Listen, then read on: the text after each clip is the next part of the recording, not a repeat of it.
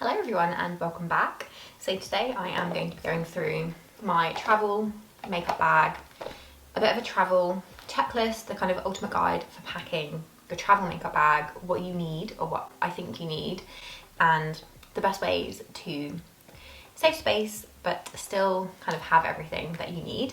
I have been on many a holiday with just hand luggage only, so I think I really honed in on products that I actually use when I am on holiday, and I'm happy to kind of compromise as well in a few areas to make sure that my travel makeup bag isn't too heavy. So I do have a couple of different travel scenarios, I suppose, which depends on what makeup products I feel are essential to have in my makeup bag.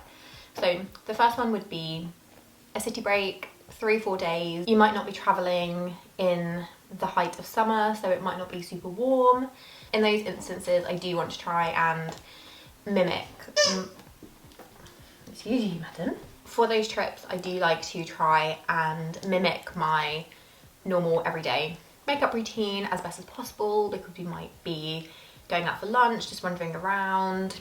My makeup might not necessarily be sweating off my face, so yeah, I try and keep my kind of everyday essentials. The second scenario would be your classic summer holiday, and you might be by the beach or just chilling by the pool for a week or so. You might have a couple of nice kind of evening dinners where you want to dress up a little bit, but for the most part, you're just chilling, you know.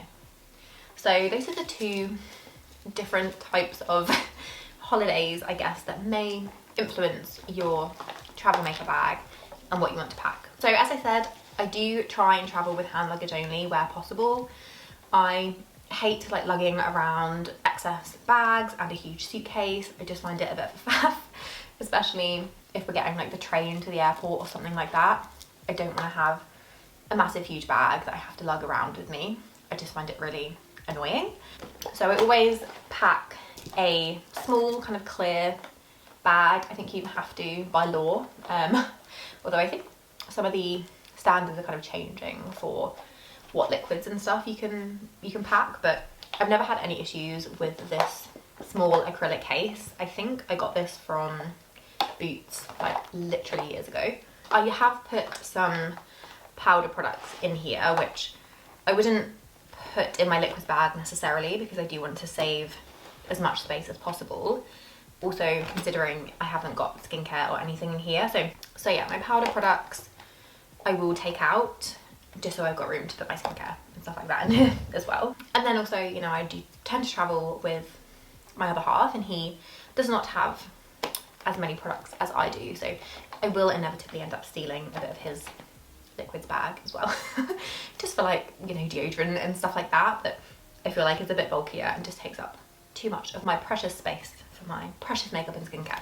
So yeah, let's get into the types of makeup, the looks that I like to do, the products I like to take with me, my packaging preferences, everything like that, just to really help streamline and condense as best as possible. I guess the first step in your makeup routine would be a primer. If I was going on a beachy holiday and potentially I'm only wearing makeup in the evening, I wouldn't pack a primer. I don't necessarily need my makeup to last all day because I'm only going to be out having dinner for a few hours, so I would just skip that altogether. If I'm going on a city break where I am out all day every day, I will pack a primer that will just help with longevity. So for me, that is the e.l.f. Power Grip.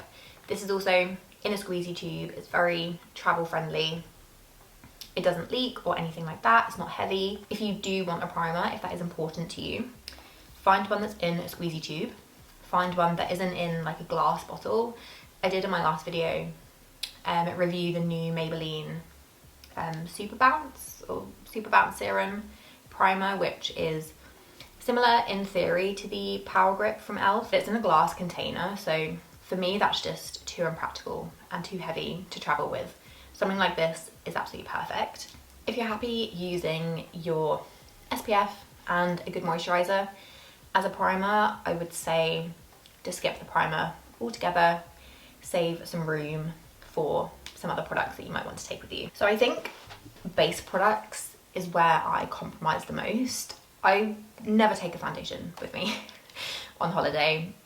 I find it really hard to find travel friendly foundations. A lot of the time they are in big glass bottles. I know a lot of the skin tints and stuff like that are in smaller kind of squeezy tube bottles, which are a little bit more travel friendly. For me, skin tints don't do enough to warrant me bringing that in my travel makeup bag. Oftentimes they're very sheer and, you know, lovely and moisturising, and they might give you a bit of a veil across the skin, but I really want every single product in my travel makeup bag to really serve a purpose, and I just don't know if, for me personally, skin tints really give enough to my skin to warrant adding them into my makeup bag. However, what I will pack instead is a really good multitasking concealer that I can use under my eyes, that I can use across the face, and kind of use it in replacement of a foundation if I feel like I need a bit of extra coverage. So for me, I love the NYX Bare With Me Serum Concealer. I think any kind of lightweight serum concealer works really well for this step because typically they're quite flattering, they're hydrating, so they do work well across the skin. And I just love this. It's really cheap. Again, it's quite small. I mean, concealers typically are also a lot smaller than a foundation bottle, so I do think that's the better option. If you do really like to pack a foundation with you, if you know that you're going to be going out quite a lot and you want just to have a little bit more coverage, then perhaps opt for a stick foundation. I do have some stick products coming up, and I think stick products are 100% like the best option for travel because they won't leak. They're normally quite easy and like streamlined to pack as well, so a stick foundation I think is a really, really good option. I will always pack a powder with me. Powders are they can be quite tricky because you don't want them to smash or break. I've never had any issues with that personally, and again, I do tend to travel with hand luggage, so it's not like I'm checking in a bag that's getting like thrown around by staff. Normally I will just have this in my handbag, so it's pretty like well protected and not like throwing it around. But if you are checking in a bag and you want to put your makeup in your checked bag, maybe go for like a loose powder, because that's obviously not going to be, you know, it's already in a million pieces, isn't it? Really, so you can't really break that too much. But yes, I do always pack a powder, especially if I'm going somewhere warm. I do get quite hot, I do get quite sweaty, and even if I'm just going out for a few hours in the evening, it's nice to just have the option to dull down the sweat a little bit. So that is literally what I pack for my complexion. The primer is optional. Sometimes I will just leave that behind, depending on, again, the type of holiday that I'm going on. So really 2 products and that is my complexion needs sorted. So moving on to cheek products now, and I do pack a face palette with me. I tend to pack this Hourglass palette mainly because of the mirror. It has an excellent mirror. It's very large. It stands up nicely. It didn't stand up nicely then, but yeah, it stands up. So I find this just the perfect travel palette to take with me because I know I will always have a really good mirror on hand. I'm absolutely obsessed with the blushes in here as well. The bright pink one is my favourite, which I think is Surreal Effect. It's just such a nice bright pink. It looks really nice with the tan. It also adds a nice glow as well. If I did want a highlighter, I've got a couple of options in here as well. So if you have a palette that has like a blush, bronzer, highlighter, and it has a really good mirror, I do think that those are perfect for travel. This one is like pretty streamlined as well. It fits really nicely just in the back. It doesn't take up too much room. And again, I just think because it has the mirror, it has some really nice powder blush options. This always comes with me. Again, as I said earlier, I love a cream stick product. I think that they are perfect for travel. They don't take up too much room. They're quite easy to slot into your travel bag, kind of fitting them around other products. It can be like a bit of a jigsaw. It really, really can. So a stick bronzer absolutely comes with me. This is the Rare Beauty one. I also love the Nude Sticks bronzer because it's super, super long lasting. This one isn't as long lasting, but again, it's just so convenient that I really don't mind taking it away with me. And then a cream stick blush. This one is from Nude Sticks. This is in Beach Babe, which is a really nice, kind of slightly deeper rosy shade. This looks really nice with the tan, so I love packing this with me. And again, these are super, super long lasting. If I, you know, want something a bit different, I can just layer one of the Hourglass blushes on top, and you can kind of switch up your look that way. I think stick products are the easiest, most foolproof types of makeup that you can bring with you. I wouldn't take anything that was too liquidy. Sometimes I find like these Charlotte Tilbury squeezy tube-esque products, sometimes they can leak, they're quite messy. I also have one of the NARS liquid blushes that's in like a glass container, so again, a bit too heavy and a bit too bulky for what I'm personally looking for my travel makeup bag. So stick blushes, stick bronzers, I do think are the way to go. The last complexion product I have is a setting spray. This is not very travel friendly, this big full size. I will always travel with a setting spray. I do think because of my skin type, I can get a bit more oily, and it's just nice to have that extra level of assurance when I'm doing my makeup, especially if you're out all day. You're not necessarily going to be touching up or anything like that. So having a setting spray I do think is very, very important. If I know that I have a couple of trips coming up in the next like 6 months or so, it might be worth buying a smaller travel size, and then you know that you've got that kind of ready to go. Or you can buy like an empty spray container and then just decant some of the setting spray. Sometimes the sprays aren't the best in those mini clear bottles, but it is a good way to save space. And also, if you don't want to buy a mini travel version of your favourite setting spray, then that's oftentimes a nice way to go. For brows, I am a one and done tinted brow gel kind of girl. I love just a tinted brow gel. I think you can't really go wrong. It does everything that I need a brow gel to do, and they're often quite small. And the Glossier Boy Brow and the e.l.f. Wow Brow are even smaller than this Kosas one. I do just love this Kosas because it really does hold your brows in place all day, I find.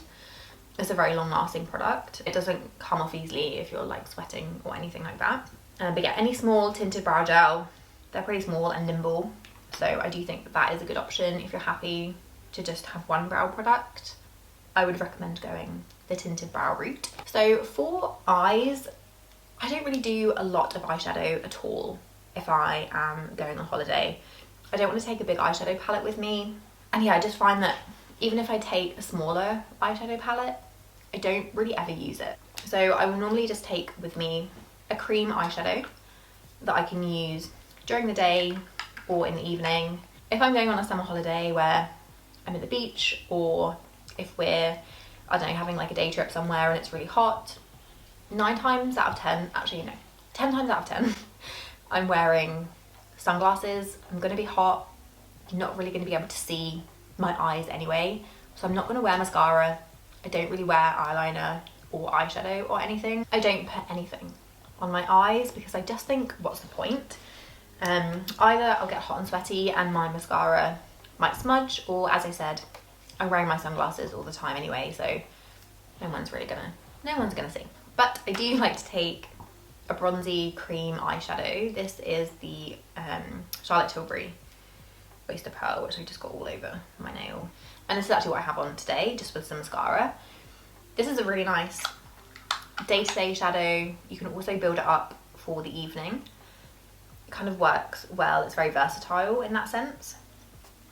And again, these don't take up a lot of room. It is a glass jar.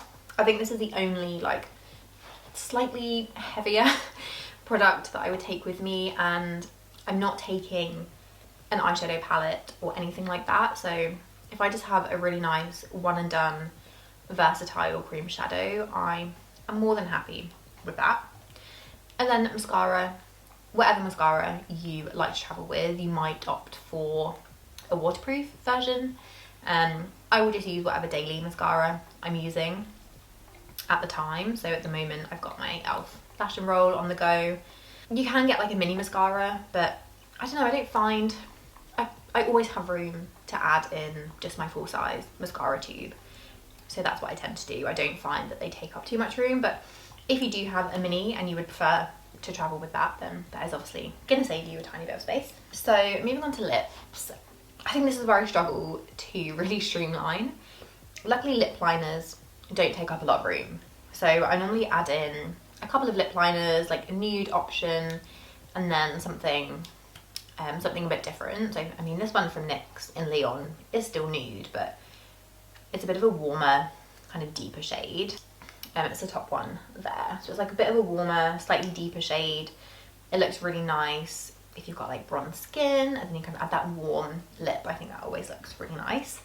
And lip liners take up like zero room. So if you like a bold lip, or you really like your lip products, you know, add in a few different lip liner options to help switch up your lip look, because they don't take up much room, and you can then have, you know, a couple of different kind of colour variations as well. And then you can just go on top with like a clear gloss or like your lip balm or something like that. And then I normally pack a few different kind of coloured lip options. I am a big lip oil fan. However, I find that lip oils just leak in my bag. I love the Clarins lip oils, and if I could travel with them, I would put all three in my makeup bag every single time, but they leak and they just make everything sticky and horrible when it's messy, and that's not what we want when we are traveling. We want to have reliable products that we know are not going to end up on everything else when we get to our destination.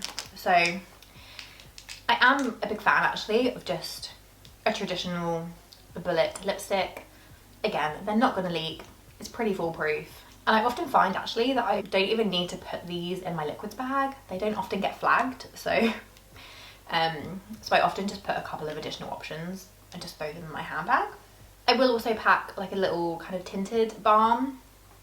These are really great from Laneige. They don't leak at all, and they have like a tiny bit of colour to them, but I love the smell. And on like a summer holiday, I think these are the perfect like everyday tinted lip balm option to go for. Again, they're pretty small and compact, so they don't take up much room. And then I like to have like an easy everyday lip option aside from the Laneige Glowy Balm. So this is like a step up, you know. Laneige is more for like if I'm just around the pool, at the beach, and I want like a quick bit of like hydration and colour to my lips. But then I like to have something which I can just wear like day to day. So this is the YSL Love Shine in 150, which is a nice kind of pinky coral. A nice summer appropriate shade. Again, these are quite hydrating as well. And then I like to have a deeper, like bold lip option. This is one of my favourites from Charlotte Tilbury. This is Miranda May.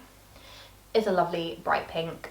I find it to be really flattering, it's really fun, and it's nice to have a really nice fresh, like bold lip option on holiday, because oftentimes in the evening, keeping everything else quite minimal, because that's just what we have to do when we're traveling.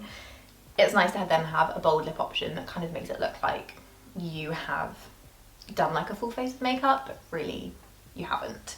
So that is literally everything. Again, it does all fit in this bag with room to spare, and as I said before, I don't even put all of these products in this bag when I am actually traveling. I will just keep this for my liquids only. But it's still nice to know that everything fits nicely in this little bag if you're traveling like in the UK or something like that, and you just want to minimise your makeup bag a little bit. It's nice to know it does all fit in here. So I really hope that that was helpful for you guys, just to see a bit of a sneak peek into the makeup that I like to bring when I'm traveling. Again, I don't like a lot of products. I'm happy to compromise in certain areas, and then I like to just add in a couple of additional lip options. I think that's the easiest way to switch up your makeup look if you're traveling. I would love to know some of your kind of top travel tips and tricks when it comes to packing your products. I know there's a lot of videos out there about like depotting and decanting your makeup into little containers. I don't know, I prefer to travel with just the product as is rather than having to like decant everything, but depending on how much you wanted to bring and how many options you feel like you need, maybe that's a good option for you. But yeah, I like to just pick products in their kind of original packaging, but that might just be a bit more lightweight and a bit more kind of travel friendly. So yes, I really hope you enjoyed. If you did, don't forget to hit the thumbs up button and subscribe if you're not already, and I will see you in my next one. Bye.